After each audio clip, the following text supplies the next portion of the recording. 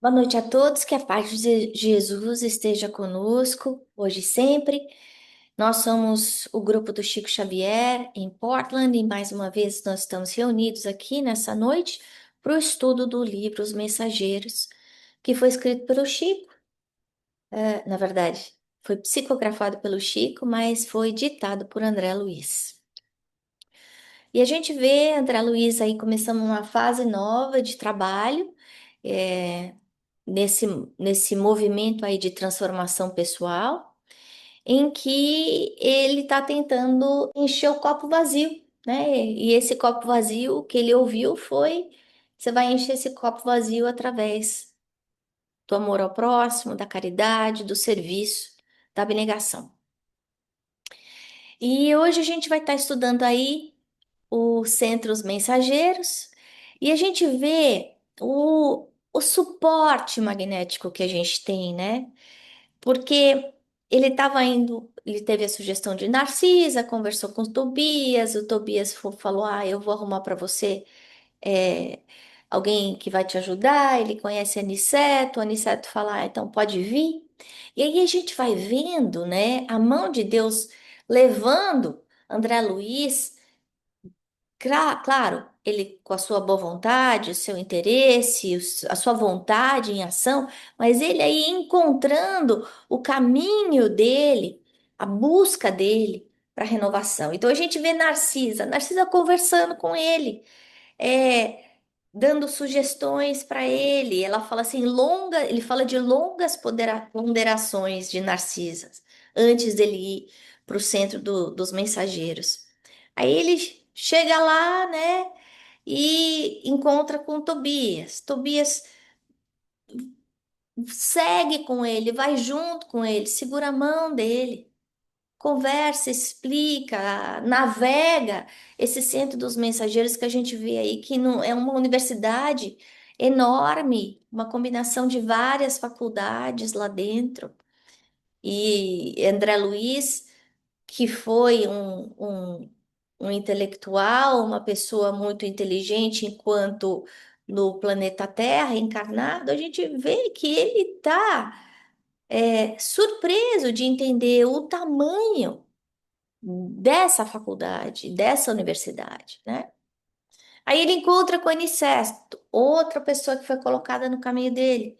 Ao acaso? Não. Que ele define aí como esse instrutor amoroso, que recebe ele com muito amor, com acolhimento, chamando ele de novo aluno, né? Que ele vai conhecer nesse capítulo o Vicente, que vai ser o colaborador, alguém com quem ele vai estar fazendo o shadowing, que vai ser o facilitador em meio aí às descobertas de André Luiz. E eu coloquei no final Emmanuel, que no capítulo 7 do livro Pensamento e Vida fala exatamente dessa busca que André Luiz tá atrás, que é a diferença do trabalho obrigação, o trabalho ação, para o trabalho serviço, que é aquele que enobrece, que faz nós crescermos como espíritos eternos. Então, sempre do nosso lado, a gente vai ter pessoas, livros, situações que vão poder nos ajudar na nossa renovação interior. Por quê? Porque Deus é Pai, Ele não vai desamparar a nenhum de nós. Ele vai estar colocando no nosso caminho aquelas pessoas que, que vão nos ajudar a encontrar formas de nós nos melhorarmos, de crescermos como espíritos eternos. Mas, infelizmente, nem sempre a gente sabe aproveitar essas oportunidades de trabalho. Muitas vezes as oportunidades de trabalho estão na nossa frente, mas a gente fica com má vontade, com preguiça.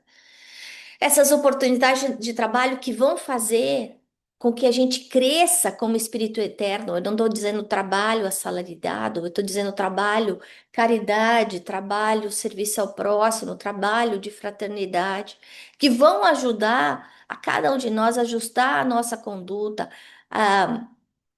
através do amor.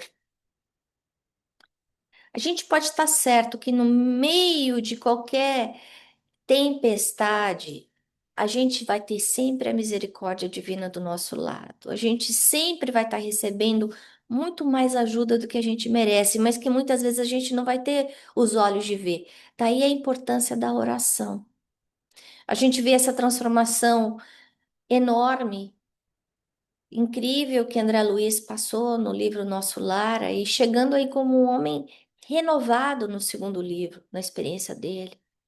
Ele entra aí como nesse livro como aquele passarinho que está alçando voos muito mais altos. Por quê? Porque ele quer entender melhor as leis de Deus de uma forma mais profunda. E o que que ele está fazendo? Ele está estudando, ele está trabalhando, ele vai viver a experiência do serviço invisível, aquele serviço que a gente faz sem o outro saber que a gente está fazendo. Então, e ele mesmo tá aí surpreso como essas oportunidades estão se abrindo na frente dele, nessa, nessa como um processo de preparação para que ele possa estar mais ajustado, estar mais pronto para a encarnação. Então ele chega aí no centro dos mensageiros, a gente vê que o centro dos mensageiros ele fica dentro do Ministério das Comunicações e que lá eles têm atividades muito complexas. Ele fala de edifícios, ele fala de parques, ele fala de uma beleza natural incrível, de flores diferentes. Ele fala de centenas de espíritos ali caminhando, buscando esse estudo para eles estarem também mais preparados. Ele também fala, ele também aprende sobre os regulamentos, disciplina. Então a gente vê que tudo que está ao nosso redor, as nossas oportunidades de estudo, de crescimento, de trabalho, elas precisam de disciplina, de ordem, né? Que nesse caso, o Ministério das Comunicações, que a princípio a gente pode imaginar como um simples correio, é muito mais do que isso. Por quê? Porque ele está formando as cartas vivas que vão estar aí disseminando os ensinamentos de Jesus. Então, cada um de nós que já conhece a mediunidade, que já estudou um pouco da doutrina espírita, seja essa mediunidade ostensiva ou não, porque tem gente que consegue ver espírito, tem gente que escuta, tem gente que cura, e tem outras pessoas que a mediunidade é muito mais subtle, mas não importa. Por quê? Porque se a gente chegou com essa mediunidade mais subtle ou mais ostensiva, se a gente está dentro da doutrina espírita, nós que já sabemos que todos somos médiuns, todas as pessoas encarnadas são médiuns em maior ou menor capacidade. Por quê? Porque nós sofremos a interferência dos espíritos o tempo inteiro. A gente passou por algum tipo de preparação para que a gente soubesse agir da melhor maneira para o nosso sucesso. O ponto da gente estar encarnado aqui na Terra não é a gente se divertir, não é a gente comer bem, não é a gente viajar, não é a gente ir para festa. É o quê? É a nossa oportunidade de escrever uma história melhor do que a gente já escreveu no passado. E o que a gente está percebendo aqui é que o trabalho, serviço, o trabalho, caridade, o estudo é valorizado do plano espiritual, talvez muito mais do que aqui na Terra. A gente sabe que a Terra é uma réplica mal feita do plano espiritual. Aí a gente vê nosso lar, em alguns momentos, eles falando que é uma réplica dos mundos mais evoluídos, né? Das colônias mais evoluídas, de planetas mais evoluídos que a Terra. Porque a gente tem que imaginar que os espíritos que estão aí desencarnados ao redor da crosta terrestre, do planeta Terra, são mais ou menos do mesmo nível da gente. Então, quem mora em nosso lar não é espírito de luz. É espírito igual a gente, com a diferença que quer fazer o bem, que quer crescer, que quer aprender, que quer mudar, né?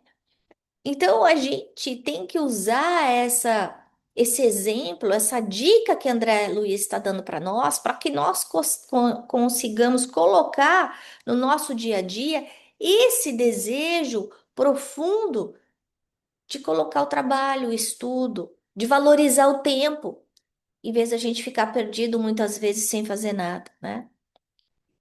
Eu tirei alguns trechos que eu achei muito importantes, importantes aqui nesse capítulo. E um deles é esse aqui. Não suponha se encontra aqui localizado um serviço de correio simplesmente. Então a ideia não é ter um centro de comunicação que vai mandar mensagem para Mari, para Cristina, para Nádia, não é isso. O centro dos mensageiros, ele está preparando a cada um desses espíritos para que eles se transformem em cartas vivas de socorro, de auxílio, tanto no umbral, quanto na crosta, quanto nas trevas. Então, olha isso. Ele está falando que em todas as dimensões vibratórias ao redor do planeta da Terra, e eles estão preparando espíritos que possam viver os ensinamentos de Jesus. Carta viva é isso. O termo carta viva vem dizer a nós, médiuns, a nós, esclarecedores, a nós, tarefeiros do bem, que precisamos viver o evangelho da mesma forma que Jesus fez. Então, Jesus, ele não veio trazer a boa nova, ele foi a boa nova, porque todas as suas ações estavam condizentes com a lei de Deus.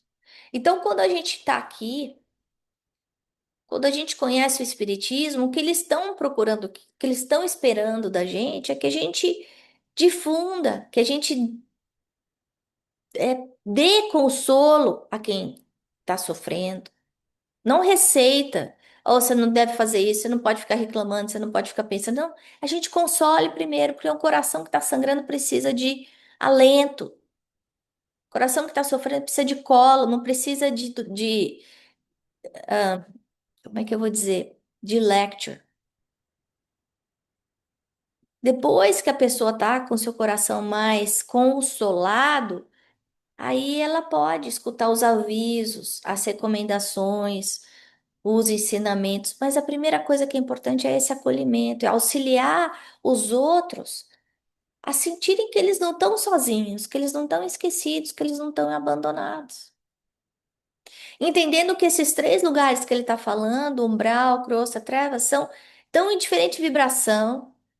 E com isso tem necessidades diferentes. Eu não posso chegar para uma pessoa que está passando fome e querer falar de evangelho para ela. Ela não vai ouvir, porque ela precisa de comida. E muitas vezes a gente vai fazer o quê? Não, mas a gente vai passar a exar, vai ficar doutrinando a pessoa que está passando fome. Não pode. A gente tem que acolher.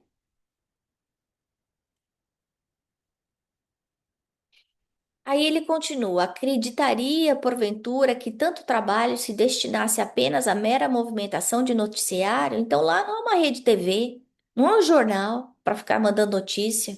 Ah, eu quero saber notícia do meu pai, do meu avô, da minha avó. Não, ele está falando, amplia suas vistas, André. A gente está aí vivendo num planeta que está passando de expiação e provas para um planeta mais elevado. Nós precisamos ter pessoas, indivíduos que ajudem nessa elevação. Por quê? Porque nós não vamos passar de ano para um planeta melhor se cada um de nós não tiver melhorado. Então, essas pessoas, eles funcionam como hubs, como divulgadores, emitindo raios de luz. Quando Jesus fala que a gente precisa ser luz, a gente precisa acender a nossa própria luz. No momento que eu acendo a minha luz, eu me ilumino, mas eu ilumino quem está ao meu redor também, né? E aí ele, como eu já falei, ele fala, esse serviço é cópia do que a gente vê nos mundos mais elevados. Então a gente vê que ninguém fica reinventando a roda, né? Então aqui a gente está copiando o que a gente já viu, o que a gente lembra do plano espiritual. Um nosso lar da vida. Claro, cada lugar tem a sua colônia espiritual. Nosso lar vai estar aí também copiando o que a gente pode chamar de best practices de colônias mais elevadas, né? Aí ele continua: preparam-se aqui numerosos companheiros para a difusão de esperanças e consolos, instruções e avisos nos diversos setores da evolução planetária. Não me refiro tão só a emissários invisíveis. Então, quem está lá vai reencarnar e vai ter que ser alguém que vai levar esperança, que vai levar consolo, e não alguém que vai ficando só dando diretiva. Faça assim, faça assado. Não, Jesus não fez isso.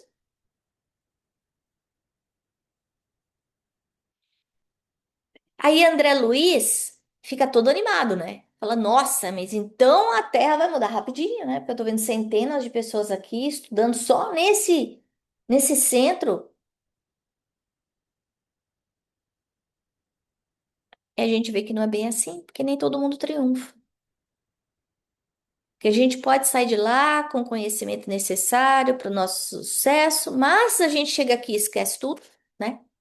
A gente tem a nossa amnésia encarnatória. Alguns poucos conseguem uma execução parcial, mas a maioria fracassa. A maioria de nós fracassamos. Então a gente chega para cá com a nossa mediunidade e a gente pensa: ah, não, não quero trabalhar minha mediunidade, tem medo de espírito. Não, não quero trabalhar minha mediunidade porque aí dá muito trabalho, porque eu vou ter que estudar, eu não gosto de ler, eu não vou conseguir ver meus amigos. E aí a gente vai empurrando com a barriga. E aí a gente vê Tobias falando, são muito raros os que conseguem completar o trabalho como deveria, porque fazem mau uso do livre-arbítrio. Daí a gente está vendo a diferença do conhecimento e da vivência. Eu posso ter conhecimento, mas eu não vivo. E para trabalhar em nome de Jesus, André Luiz fala para gente, precisa de duas coisinhas: a abnegação e altruísmo. Porque servir de verdade dá trabalho, é difícil. Eu tenho que sair de mim, né? Então, essa abnegação, esse altruísmo é o quê? Abnegação é renúncia, gente. Então, eu vou estar renunciando aos meus interesses pessoais. Eu tô com vontade de dormir, eu tô cansado, eu tô com sono, tá frio, tá chovendo, mas eu vou lá. Eu tô fazendo um sacrifício pessoal. Eu queria estar com a minha família, mas eu vou doar uma horinha do meu dia para levar um pouquinho de esperança, de consolo para o outro. Já o altruísmo é diferente. O altruísmo eu estou fazendo em benefício do outro, né? Eu estou ajudando o outro. É a caridade, é o senso de fraternidade, de humanidade. Então, quando a gente pensa nos médios, né, e os esclarecedores, como muitos de nós somos, não importa o tipo de mediunidade, pequena, grande, média, não importa. Não importa o tipo de faculdade, a gente encarna já com algumas instruções. A gente teve o contratinho lá em cima.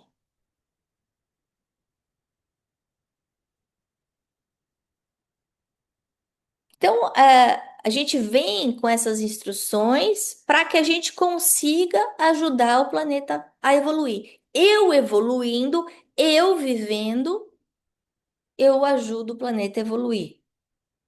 E para isso, se a gente não colocar o sacrifício pessoal e a caridade, a gente não anda para frente. E quando a gente chega aqui, a gente muitas vezes esquece da importância desse espírito missionário de serviço, né, ao semelhante. E a gente vira aí um instrumento inútil. A gente deixa aí ferrujar a nossa mediunidade e a gente vê outros problemas acontecendo. Problemas de desequilíbrio mental, problemas de saúde. Que se eu tivesse trabalhando a minha mediunidade, aquela situação poderia estar sendo estabilizada. Eu não estou dizendo que trabalhar a mediunidade dispensa ver médico, ver terapeuta, não é isso que eu estou dizendo. O que eu estou querendo dizer é que à medida em que eu consigo me equilibrar espiritualmente, o meu corpo se equilibra. E aí eu vou deixando de necessitar de outras coisas, né? Eu acho importante a gente ressaltar que todos nós, como médiuns, como trabalhadores de Jesus, quando a gente dorme, a gente pode continuar trabalhando. Por quê? Porque o corpo precisa do descanso, mas o espírito não. A gente pode fazer as nossas preces e pedir aos mentores para que durante o nosso sono, durante o descanso do nosso corpo, que a gente continue estudando. Porque às vezes a gente está com um problema, está com uma dúvida, ou às vezes eu quero servir, quero ajudar, posso trabalhar de médium de psicofonia no plano espiritual. A gente pode pedir para o nosso anjo da guarda e esse pedido vai ser escutado. O médium pode trabalhar 24 horas por 7, servindo Deus se quiser, né? Quanto mais evoluído eu sou, mais trabalho eu preciso fazer, ou eu tenho vontade de fazer. Aí ele fala outra coisa importante.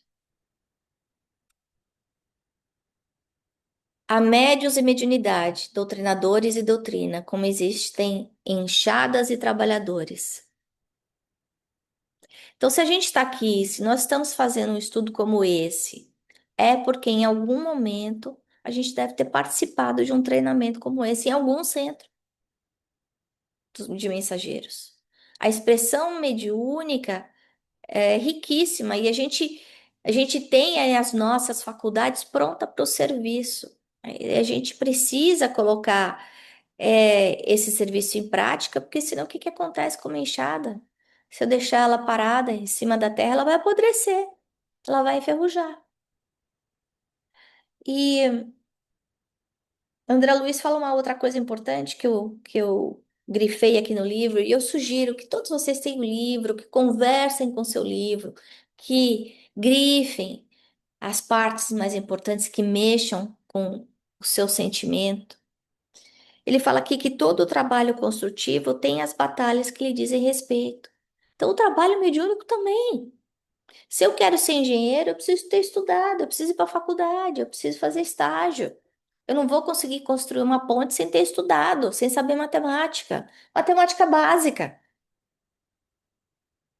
Então, e muitas vezes eu quero ser médium e viver essa mediunidade, da passividade, e receber cartas sem ter trabalhado bem esse meu talento. Não dá certo.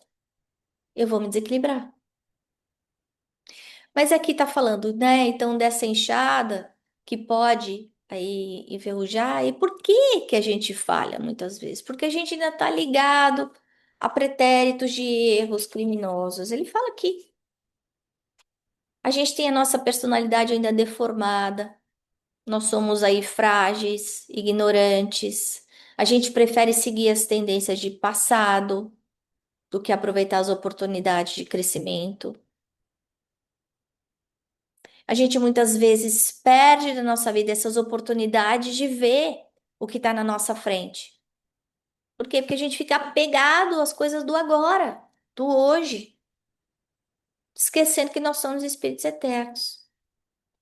Então, muitos poucos servidores de Jesus, seja espírita ou não, têm dificuldade de lidar com os reveses da vida, porque doem. Reveses materiais, reveses morais. E no momento do problema, a gente foge do trabalho no bem. Não, eu tô passando por uma doença, eu tô passando por uma crise no meu casamento. E em vez de eu trabalhar mais, eu trabalho menos.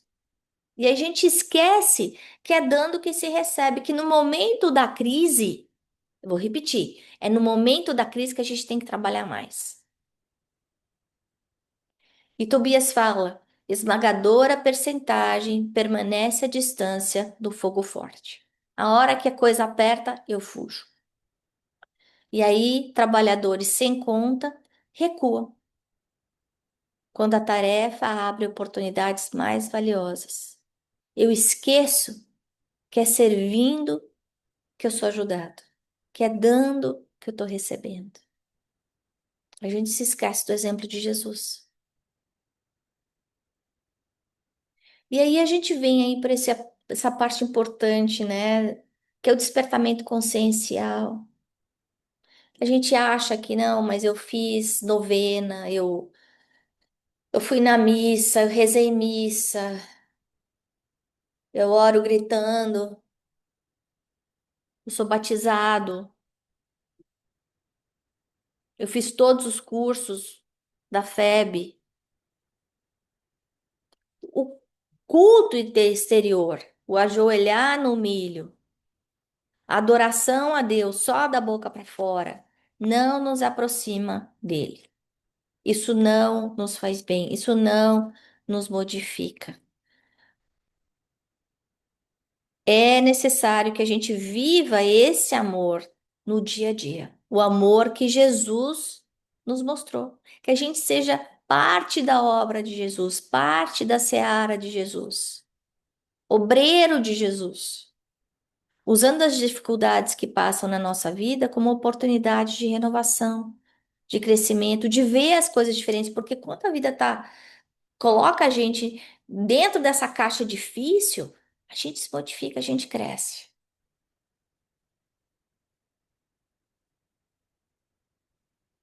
Então, no centro dos mensageiros, o trabalho é que eles tenham aí o escopo, o grit, a força, a fé, as ferramentas para que eles se tornem a própria Boa Nova.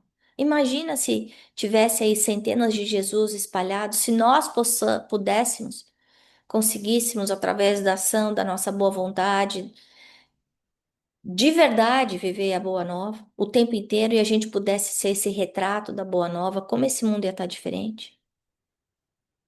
Então, esse convite é para todos nós. É um lembrete importante para todos nós. É um lembrete que nós fizemos parte dessa turma de aprendizes no plano espiritual, que agora a gente só está relembrando.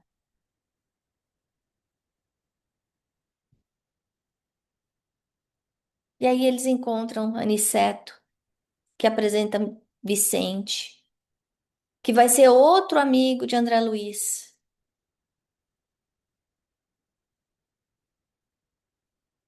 que estão unidos aí por afinidade, por interesses em comum.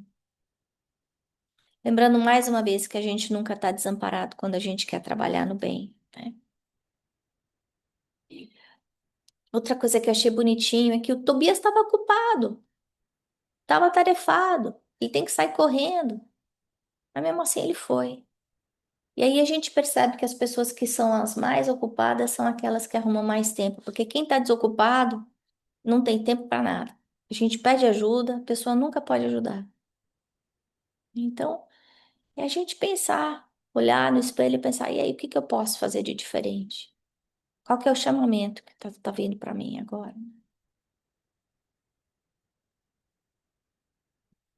Então, para nós refletirmos aí nesse capítulo terceiro, pensar que o nosso sucesso, não o nosso sucesso do ponto de vista material, o nosso sucesso como espíritos eternos vai depender da nossa vontade, do nosso esforço, da perseverança, da ação no bem, no serviço, na seara de Jesus. Que cada um de nós que de alguma forma recebeu o seu chamamento em relação à mediunidade, que conhece agora a importância da mediunidade, que a gente tem um compromisso real espiritual, que nós vamos receber o auxílio do alto sempre, muito maior do que a gente merece. E aí, nos próximos capítulos, a gente vai estar aí analisando alguns casos de médiuns que fracassaram, porque na hora que eles estavam sendo chamados para vivenciar o serviço de Jesus com Jesus, eles fugiram da responsabilidade. E é claro que toda vez que a gente foge da nossa responsabilidade, a gente não fica feliz. A gente não encontra paz, né? Então era isso que eu tinha para dividir com vocês. E agora a gente abre para os nossos comentários. Quem quer comentar?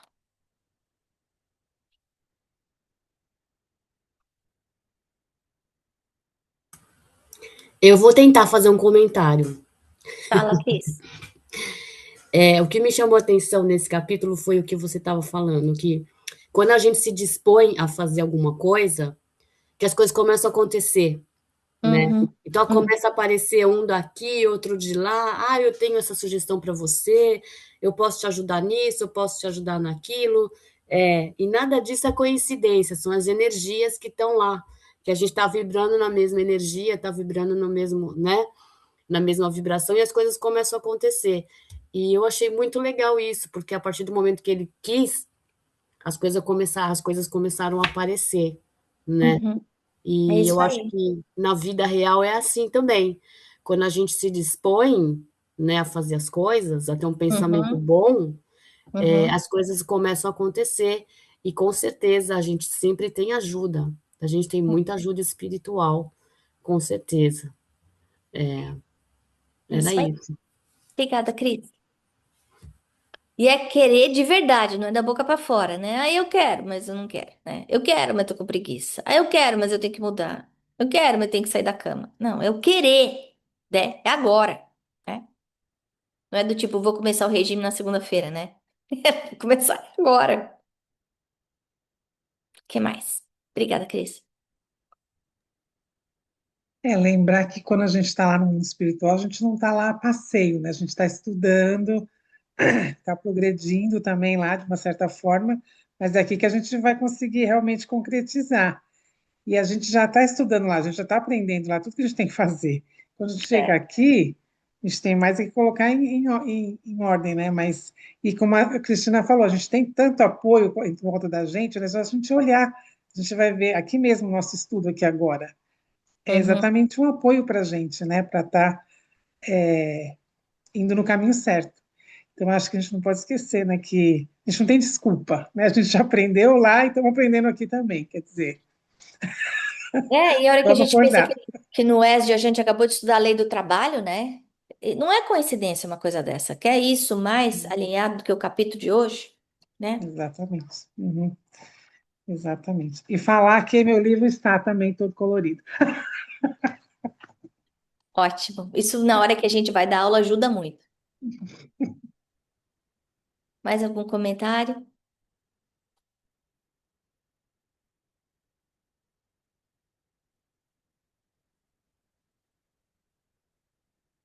Os capítulos são curtinhos, mas são muito profundos, né? Então é importante a gente ler, reler. Eu sinto isso, que cada vez que eu leio ou que eu escuto o capítulo, às vezes acende uma luzinha diferente que tinha acendido, por causa do momento que a gente está vivendo, né? Nós não somos as mesmas pessoas de 1 ano atrás, de 10 anos atrás.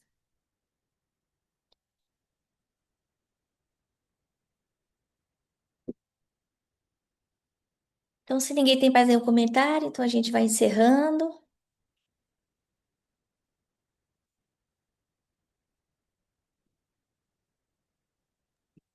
Ana Lúcia, a senhora está no mudo. Eu estava Pronto. aqui quietinha porque eu estava esperando se a Nádia queria falar, se a Andréia queria falar. Tem tempo ainda. Contar para gente que parágrafo que achou mais bonito, o que que gostou mais, o que que tocou mais. Alguém quer falar? Bom, então, já que elas não estão inspiradas, eu vou contar para vocês o que fez meu coração balançar. Eu só vou fazer referência ao item, não vou comentar, porque todos foram muito bem comentados pela Ana. Então, mexeu muito comigo essa comparação de que nós somos cartas vivas e cartas vivas para socorro e auxílio. Não é lindo, gente? Eu não posso estar aqui na Terra, viver dia a dia, semana a semana, ano após ano, sem fazer algo de bom, de construtivo, de coerente com o que Jesus nos ensinou e que hoje a doutrina amplia com tanta clareza. Ah, falei que eu não ia comentar e comentei, não resisto. Outro momento que balançou meu coração, quando ele diz que nós deveremos ser tarefeiros de conforto espiritual. Então, temos uma tarefa evolutiva, temos um compromisso a ser realizado. E, e veja que qualidade de trabalho nós, no nosso atual grau evolutivo, já podemos fazer, que é levar conforto espiritual para as pessoas.